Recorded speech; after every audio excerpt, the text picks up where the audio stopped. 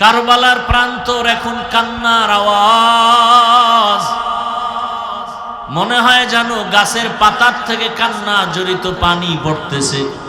মাটি কম্পন শুরু হয়ে গেল। হোসাইন নাই, শহীদ। আল্লাহর আদালত পর্যন্ত আরশে আজিম কেঁপে উঠল, শহীদ হয়ে গেল।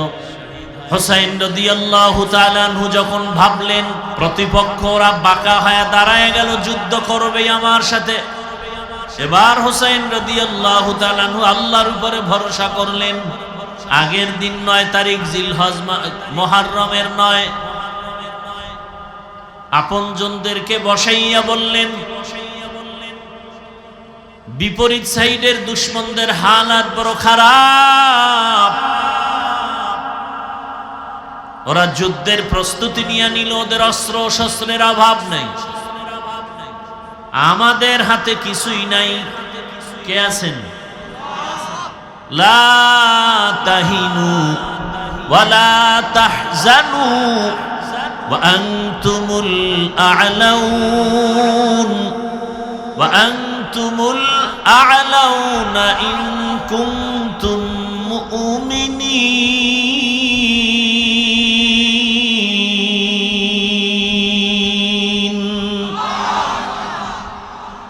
মুসলমানের কোনো ভয় নাই, মুসলমানের কোনো চিন্তা নাই, এরা বিজয়ী হবেই হবে। আর্জেন্টিনা গেঞ্জি লাগাও, বিজয় সুনিশ্চিত। কি ব্রাজিলের গেঞ্জি লাগাও। যাত্রাবাড়ি এলাকায় শুনলাম আর্জেন্টিনা ব্রাজিলের পতাকা লাগাইছে, কালেমার পতাকা ফালাইয়া দিছে। আমি বলেছি জমিনে কোন পতাকা থাকবে কি থাকবে না জানি না, কালেমার পতাকা থাকবে। কালেমার পতাকায় যারা হাত বাড়াবে ওদের হাত ভেঙ্গে ফেলা হবে। বাংলাদেশ মুসলমানের দেশ, যদিও কোরআনের আইনে দেশ চলে, কিন্তু কোন মাস্তান ইসলামের বিরুদ্ধে গিয়ে টিকে থাকতে পারবে?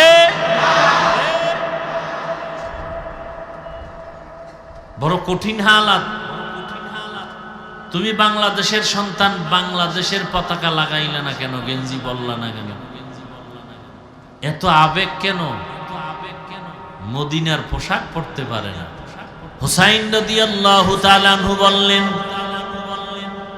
আমি তো আর পালায়া যাওয়ার মানুষ, মুসলমান ইমানদার যে কদম সামনে দেয় ও কদম আর পেছনে নেয় না। মুসলমান বুক দিতে পারে, পিঠ দিতে পারে না।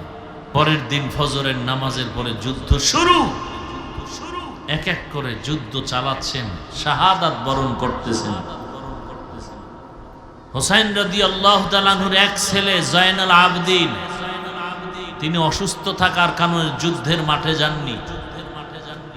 হোসাইন রাদিয়াল্লাহু তাআলা আনহুর বোন জায়নাব, আরো কয়েকজন মহিলা সহ, শিশু সহ এরা যুদ্ধে যাননি।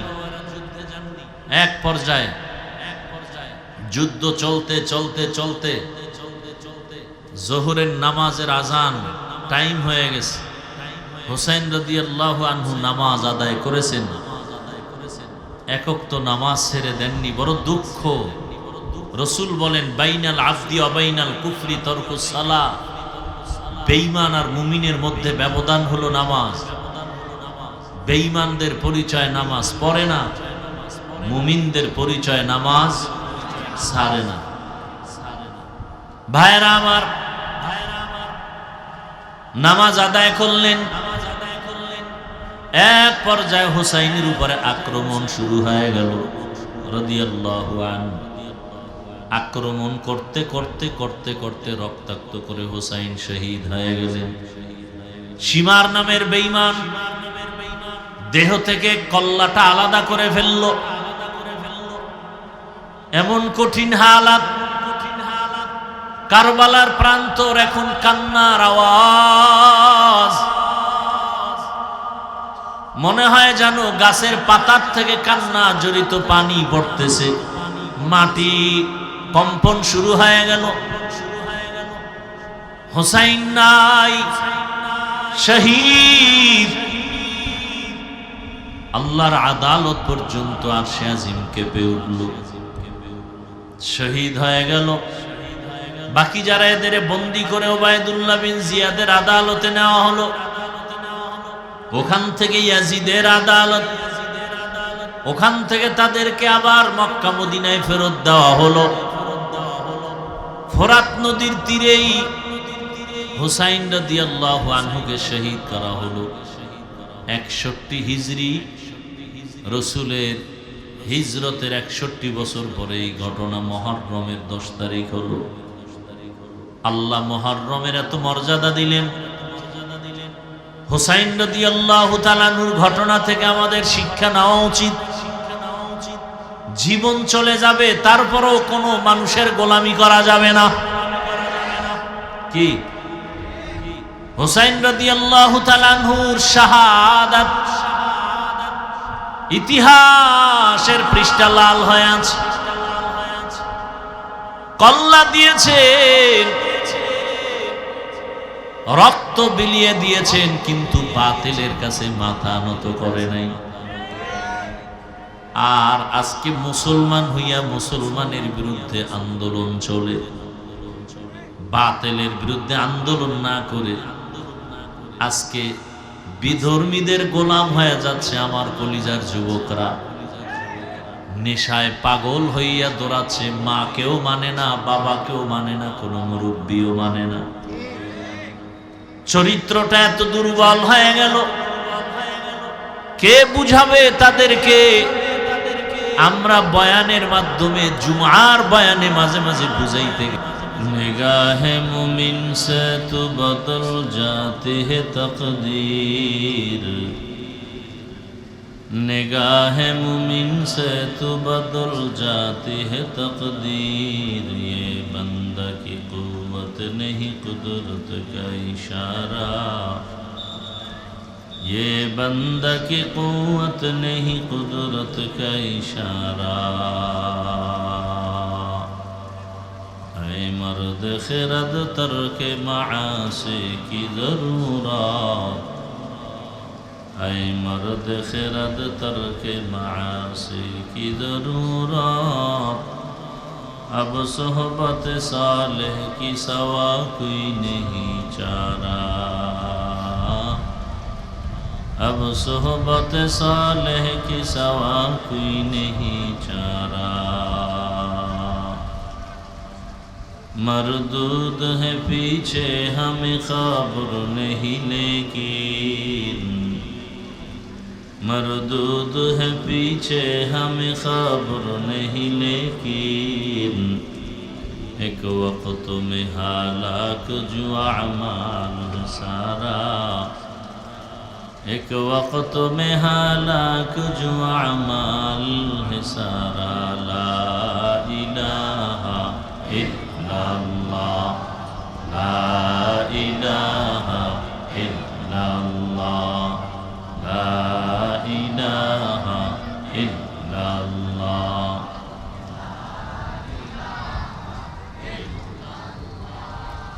ला इलाहा इल्लल्लाह, ला इलाहा इल्लल्लाह, ला इलाहा इल्लल्लाह,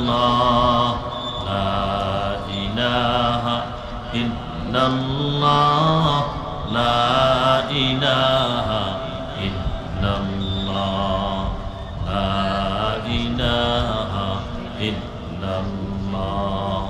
ला इलाहा इल्लल्लाह, ला इलाहा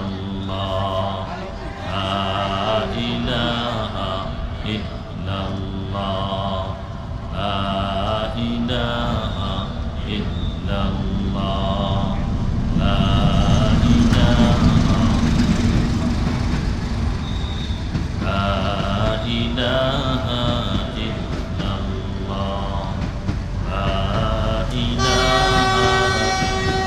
इल्लल्लाह, ला इलाहा इल्लल्लाह, ला इलाहा इल्लल्लाह, ला इलाहा इल्लल्लाह রাসূলুল্লাহ।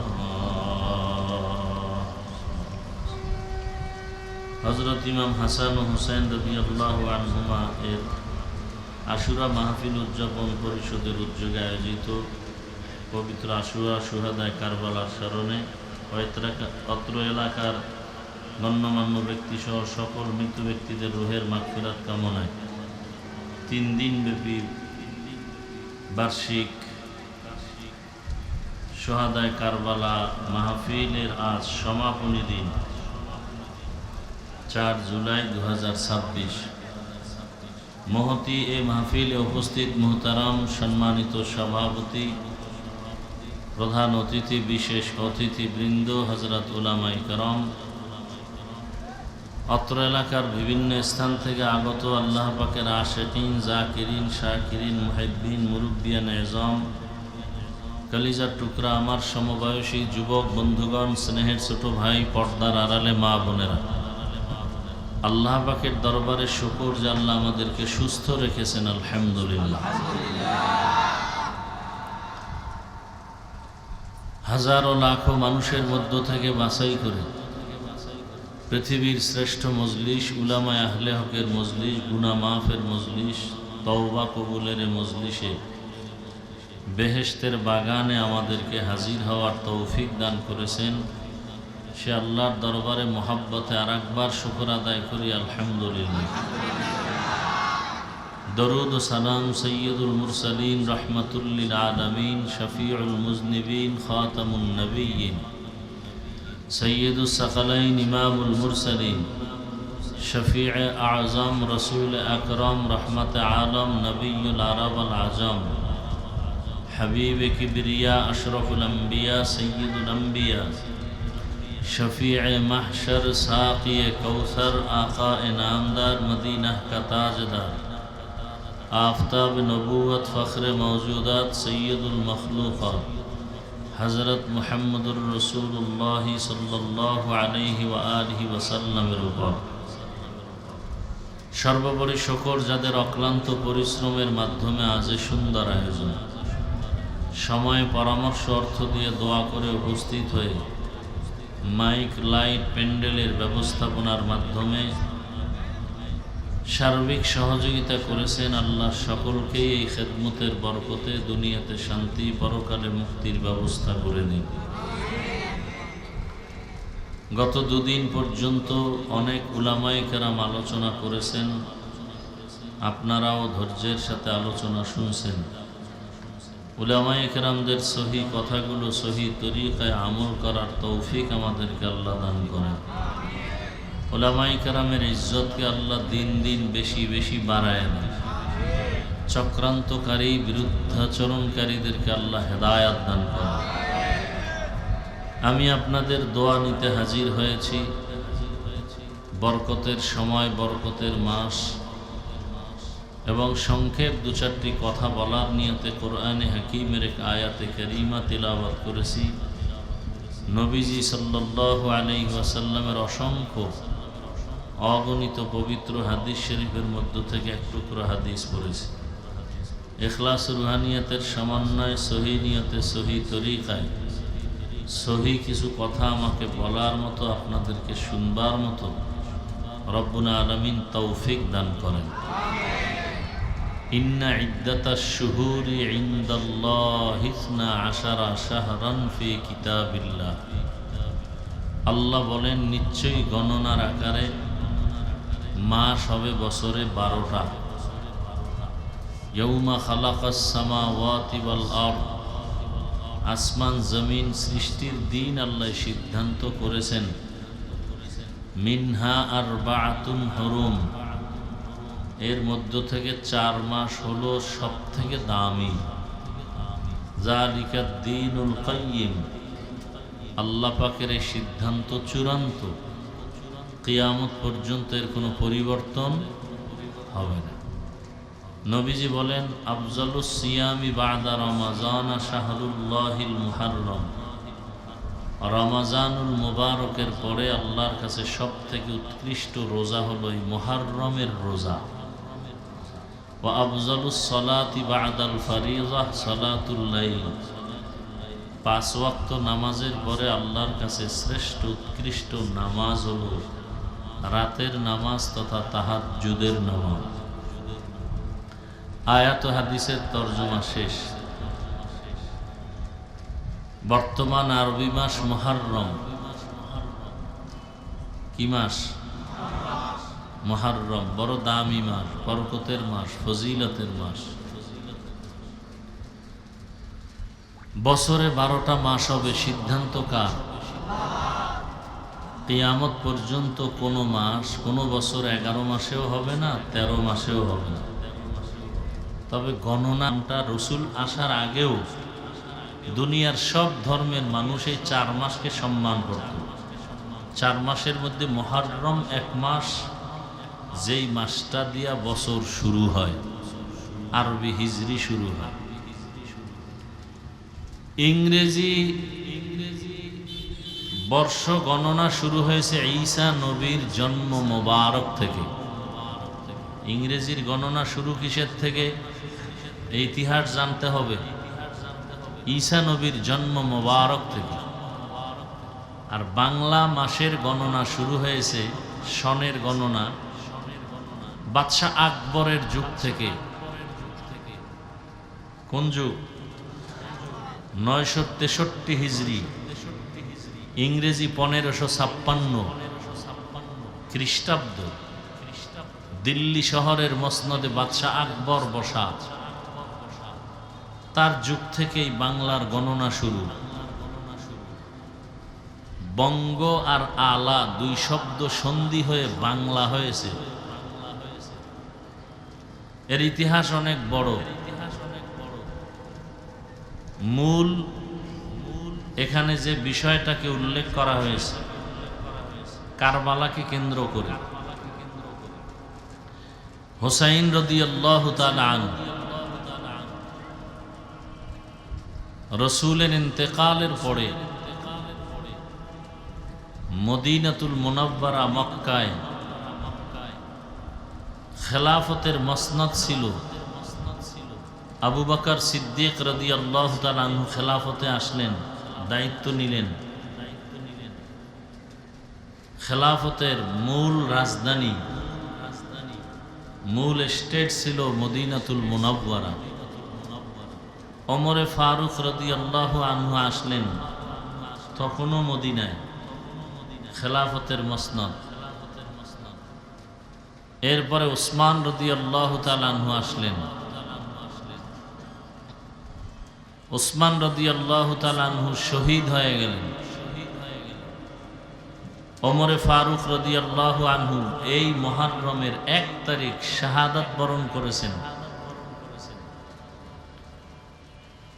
এরপরে আসলো হযরত আলী রাদিয়াল্লাহু তাআলা আনহু। হযরত আলী যখন আসলেন তখন মসনদ চলে গেল বাগদাদে, ইরাকে। হযরত আলী শহীদ হয়ে গেলেন। এরপরের দায়িত্বে খেলাফতে আসলেন তার বড় সন্তান হাসান রাদিয়াল্লাহু তাআলা, 6 মাস বাগদাদে। এরপরে খেলাফতের মূল দায়িত্ব চলে আসলো মুআবিয়া রাদিয়াল্লাহু আনহু, চলে গেল সিরিয়ায়। এরপরে খেলাফতের দায়িত্বে ইয়াজিদ নামের মুআবিয়া রাদিয়াল্লাহু আনহুর সন্তান আসলো। ক্ষমতার চেয়ার পাইলে যে মানুষ বেপরোয়া হয় তার জ্বলন্ত প্রমাণ ইয়াজিদ। ক্ষমতার চেয়ার পাইলে যে মানুষ অন্যকে মানুষ মনে করে না তার প্রমাণ ইয়াজিদ। ক্ষমতার চেয়ারে বসলে আল্লাহর খোদার দায়িত্ব, খোদায়িত্ব, এলাহিয়াত, উলুহিয়াত এগুলো ভুলে গিয়ে নিজের একটু খোদা খোদা ভাব অন্তরে চলে আসে ক্ষমতাওয়ালাদের। এর প্রথম নজির, দৃষ্টান্ত ইয়াজিদ। ক্ষমতায় আসার পরেই ইয়াজিদ কেমন জানি মন চাইলে নামাজ পড়ে, মন চাইলে পড়ে, মন চাইলে নাচ গান চালায়, মন চাইলে মদের বোতল নিয়ে বসে থাকে। নফসের গোলামে পরিণত হয়ে গেল। আর ঘোষণা দিল আমার হাতে বায়াত গ্রহণ করো সবাই। মক্কা মদিনার সব হুসাইন রাদিয়াল্লাহু আনহু সহ এরা সবাই জানালেন ইয়াজিদের হাতে আমরা বায়াত হতে পারি। যার নামাজ নাই, রোজা ঠিক মতো নাই, যে মূল আল্লাহর হুকুমের উপরে অটল নয়, জুলুম অত্যাচারে নিমজ্জিত হয়ে আছে, সেই ইয়াজিদকে আমরা আমির মানি না, মুরব্বি মানি না। এখান থেকে সূত্রপাত শুরু, এখান থেকে মূল স্রোতধারা শুরু হয়ে গেল যুদ্ধের এক ডঙ্কা বাজা। ইরাক বাগদাদ কুফানগরী গভর্নর ছিল ওবায়দুল্লাহ বিন জিয়াদ। কুফানগরীও মক্কা মদিনার মুসলমানদের সাথে ভিতরে ভিতরে এক মত পোষণ করে চাইল আমরাও ইয়াজিদের আমিরত্ব গ্রহণ করব না। কি করব? রসুলের কলিজার টুকরা ইমাম হুসাইন রাদিয়াল্লাহু তাআলা আনহু। হোসেন না হুসাইন?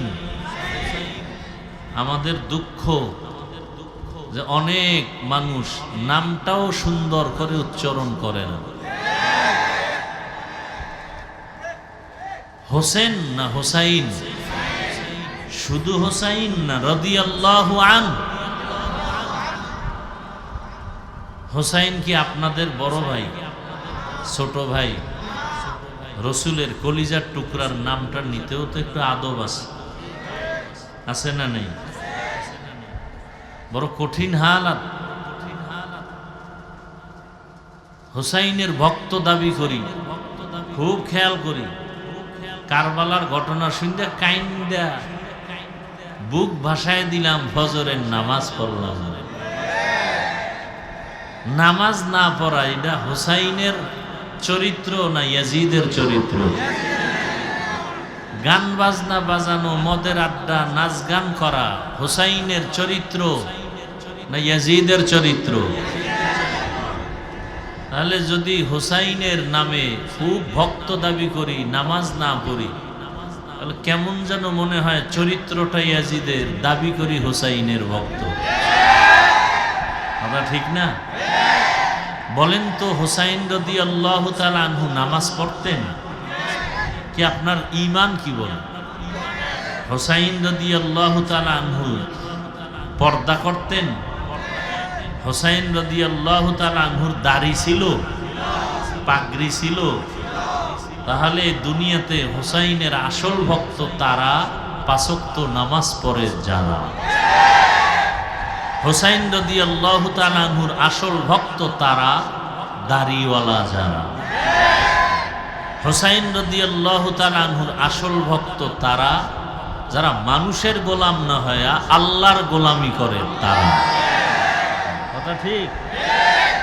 হুসাইন রাদিয়াল্লাহু আনহু হুঙ্কার দিলেন, কুফা নগরীর হাজার হাজার মানুষ গোপনে চিঠি লেখা শুরু করল। হুসাইন রাদিয়াল্লাহু তাআলা আনহু মারফত আপনি কুফায় আসেন, আমরা আপনার হাতে বায়াত নিব, ইয়াজিদের হাতে নিব না। হুসাইন রাদিয়াল্লাহু তাআলা আনহু মদিনা থেকে রওনা হয়ে মক্কায় গেলেন কুফায় যাওয়ার নিয়তে। হাজার হাজার মানুষ চায়, তাহলে যাই। গিয়া কুফার মানুষদেরকে অন্তত কিছু না পারলেও মানুষের গোলামির থেকে বাঁচাইয়া আল্লাহর গোলামির তওবা পড়াইয়া দিল। দেখেন হুসাইন রাদিয়াল্লাহু তাআলা আনহু উদ্দেশ্য কি? মানুষকে মানুষের গোলাম বানাবে না আল্লাহর গোলাম বানাবে? ইয়াজিদের গোলামি করতে দেওয়া হবে না। মানুষ হবে কার গোলাম? আল্লাহর গোলাম। আজকে আমরা নেতার গোলাম, নেত্রীর গোলাম। নেতার নাম যতবার নেই তার 10 ভাগের 1 ভাগও আল্লাহর নাম নেই না। কি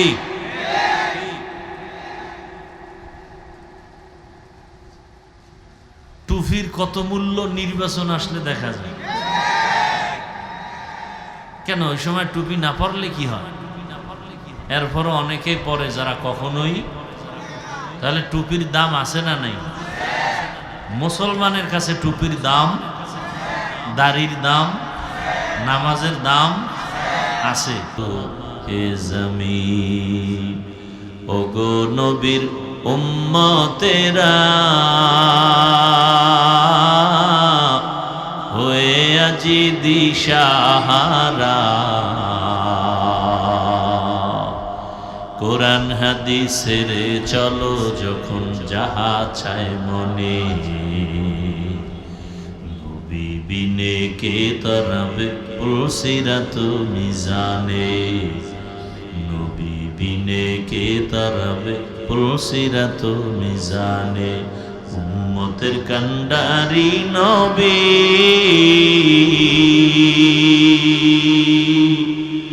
কাঁদছেন উম্মতের লাগি, এখনো কাঁদেন নবীজি শুয়ে মদিনার পানে,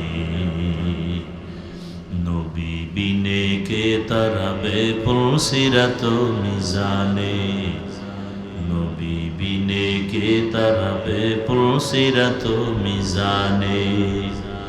নবী আমার জীবন ভরে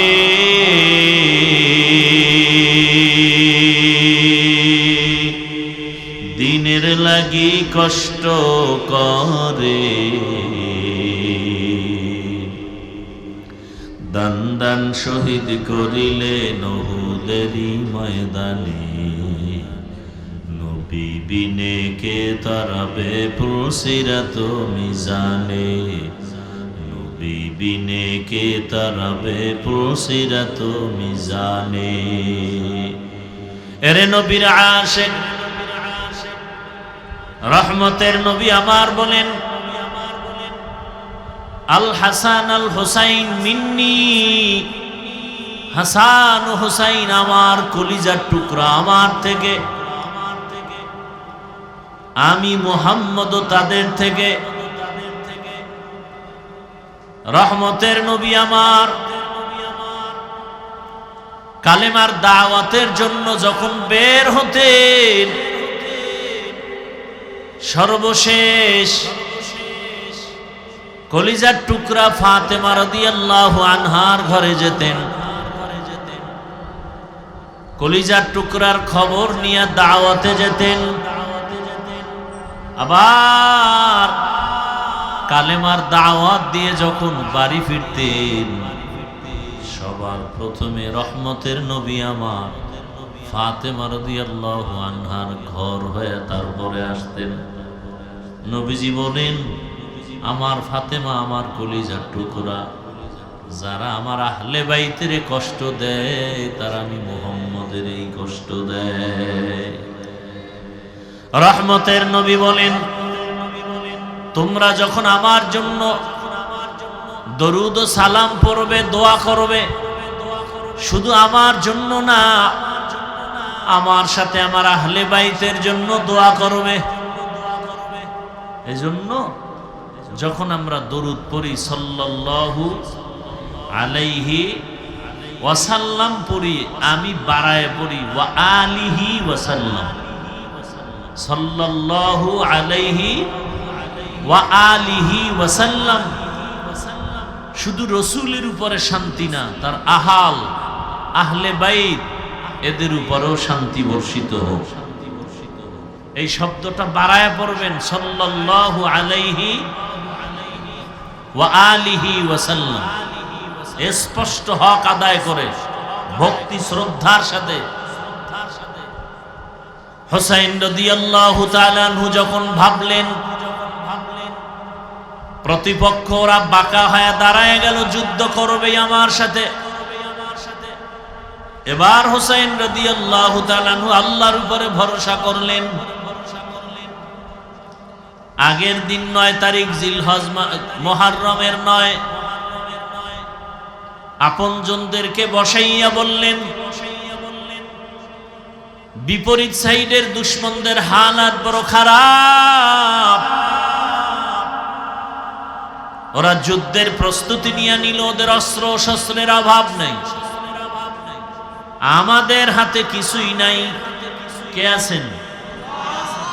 লা তাহিনু ওয়ালা তাহজানু ওয়া আনতুমুল আ'লাউন ওয়া আনতুমুল আ'লাউনা ইন কুনতুম মুমিনিন।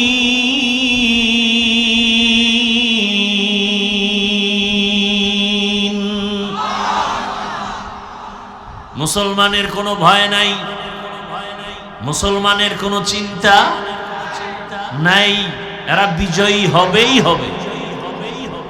আর্জেন্টিনা গেঞ্জি লাগাও, বিজয় সুনিশ্চিত।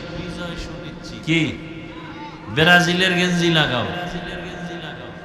যাত্রাবাড়ি এলাকায় শুনলাম আর্জেন্টিনা ব্রাজিলের পতাকা লাগাইছে, কালেমার পতাকা ফালাইয়া দিছে। আমি বলেছি জমিনে কোন পতাকা থাকবে কি থাকবে না জানি না, কালেমার পতাকা থাকবে। কালেমার পতাকায় যারা হাত বাড়াবে ওদের হাত ভেঙ্গে ফেলা হবে।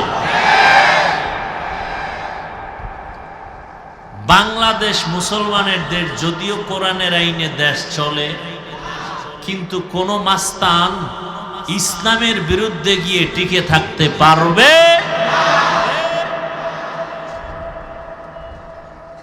বড় কঠিন হালাত। তুমি বাংলাদেশের সন্তান, বাংলাদেশের পতাকা লাগাইলে না কেন, গেঞ্জি বললা না কেন, এত আবেগ কেন? মদিনার পোশাক পরতে পারে না।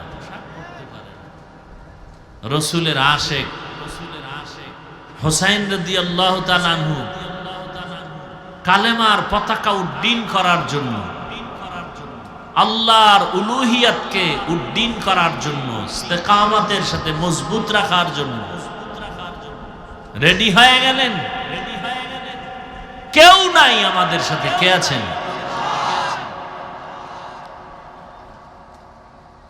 হুসাইন রাদিয়াল্লাহু তাআলা আনহু বললেন,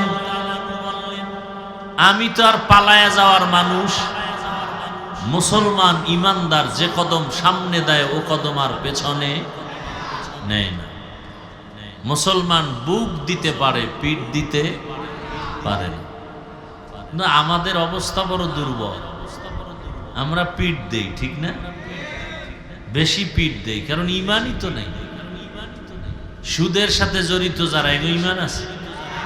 24 ঘন্টার সেকেন্ডে সেকেন্ডে তার গর্ভধারিণী মায়ের সাথে জিনার গুনায় লিপ্ত। সুদের খাতায় যাদের নাম, ওদের হজ কবুল হবে না, নামাজ হবে না, রোজা হবে না, মোনাজাত দিলে কবুল হবে না। কত নিকৃষ্ট তারা। নামি দামি 5-7টা সুদখোরের নাম লেখা ধান খেতে রাখলে ওই ভয়ে পোকাও আসে না, এত ঘৃণা করে।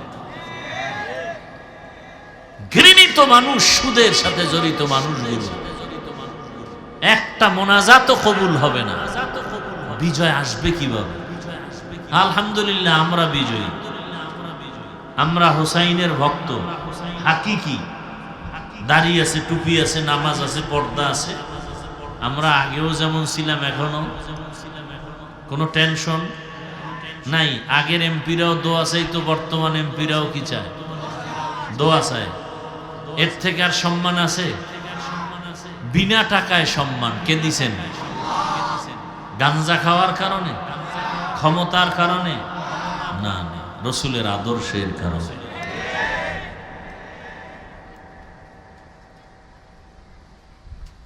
কয় ভাই আপনার দাওয়াত, বলে আলহামদুলিল্লাহ। কয় আপনার বাড়ি, বলে নাউজুবিল্লাহ। হ্যাঁ?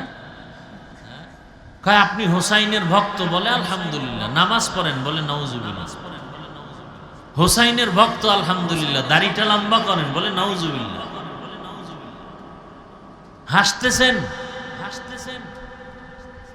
যারা দাড়ি কাটে, ছাটে, দোনো দলের গুনাহ, কবিরা গুনাহ, সমান গুনাহ, 24 ঘন্টা গুনাহ লেখা হয়। এদের একটা মোনাজাত কবুল হবে না তওবা না করা পর্যন্ত। কত মারাত্মক। একজন নবীও দাড়িবিহীন ছিলেন না। হোসাইন রাদিয়াল্লাহু আনহু বললেন, বংশের যারা ছিল, বোন ছিল, ভাতিজা ছিল, বললেন তোমরা চলে যাও। বলে না, আমরাও যাব না, থাকবো, কপালে যা আছে তাই হবে, আমরা রসুলের কলিজা ছেড়ে যাব না। হোসাইন রাদিয়াল্লাহু তাআলা আনহু ছোট সন্তান, শিশু আলী আসগর, অসুস্থ। 3 দিন পর্যন্ত ফোরাতের পানির রাস্তা বন্ধ করে দিল দুশমনেরা। বাচ্চা পানির পিপাসায় ছটফট করে, পানির কাছে গেল, সেখানেই মেরে ফেলা হলো। পানিতে ধুকে ধুকে কষ্ট দিল রসুলের কলিজার টুকরাদের। পরের দিন ফজরের নামাজের পরে যুদ্ধ শুরু। এক এক করে যুদ্ধ চালাচ্ছেন, শাহাদাত বরণ করতেছেন। হোসাইন রাদিয়াল্লাহু তাআলা আনহুর এক ছেলে জয়নুল আবেদিন, তিনি অসুস্থ থাকার কারণে যুদ্ধের মাঠে যাননি। হোসাইন রাদিয়াল্লাহু তাআলা আনহুর বোন জায়নাব, আরো কয়েকজন মহিলা সহ, শিশু সহ এরা যুদ্ধে যাননি। এক পর্যায়ে যুদ্ধ চলতে চলতে চলতে জোহরের নামাজের আজান টাইম হয়ে গেছে। হোসাইন রাদিয়াল্লাহু আনহু নামাজ আদায় করেছেন, একক তো নামাজ ছেড়ে দেননি। বড় দুঃখ। রসুল বলেন, বাইনাল আবদি ওয়া বাইনাল কুফরি তরকুস সালাহ, বেঈমান আর মুমিনের মধ্যে ব্যবধান হলো নামাজ। বেঈমানদের পরিচয় নামাজ পড়ে না, মুমিনদের পরিচয় নামাজ ছাড়ে না। ভাইরা আমার, নামাজ আদায় করলেন। এক পর্যায়ে হোসাইনের উপরে আক্রমণ শুরু হয়ে গেল রাদিয়াল্লাহু আনহু। আক্রমণ করতে করতে করতে করতে রক্তাক্ত করে হোসাইন শহীদ হয়ে গেলেন। সীমার নামের বেঈমান দেহ থেকে কল্লাটা আলাদা করে ফেলল। এমন কঠিন হালাত, কারবালার প্রান্তর এখন কান্নার আওয়াজ। মনে হয় যেন গাছের পাতার থেকে কান্না জড়িত পানি পড়তেছে। মাটি কম্পন শুরু হয়ে গেল। হোসাইন নাই, শহীদ। আল্লাহর আদালত পর্যন্ত আরশে আজিম কেঁপে উঠল, শহীদ হয়ে গেল। বাকি যারা এদের বন্দী করে ওবায়দুল্লাহ বিন জিয়াদের আদালতে নেওয়া হলো। ওখান থেকে ইয়াজিদের আদালত, ওখান থেকে তাদেরকে আবার মক্কা মদিনায় ফেরত দেওয়া হলো। ফোরাত নদীর তীরেই হোসাইন রাদিয়াল্লাহু আনহুকে শহীদ করা হলো। 61 হিজরি, রসুলের হিজরতের 61 বছর পরে এই ঘটনা। মুহররমের 10 তারিখ হলো। আল্লাহ মুহররমের এত মর্যাদা দিলেন। হোসাইন রাদিয়াল্লাহু তাআলা আনহুর ঘটনা থেকে আমাদের শিক্ষা নেওয়া উচিত। জীবন চলে যাবে, তারপরেও কোনো মানুষের গোলামি করা যাবে না। কি হোসাইন রাদিয়াল্লাহু তাআলা আনহুর শাহাদাত ইতিহাসের পৃষ্ঠা লাল হয়ে আছে। কল্লা দিয়েছেন, রক্ত বিলিয়ে দিয়েছেন, কিন্তু বাতিলের কাছে মাথা নত করে নাই। আর আজকে মুসলমান হইয়া মুসলমানের বিরুদ্ধে আন্দোলন চলে, বাতিলের বিরুদ্ধে আন্দোলন না করে আজকে বিধর্মীদের গোলাম হয়ে যাচ্ছে আমার কলিজার যুবকরা।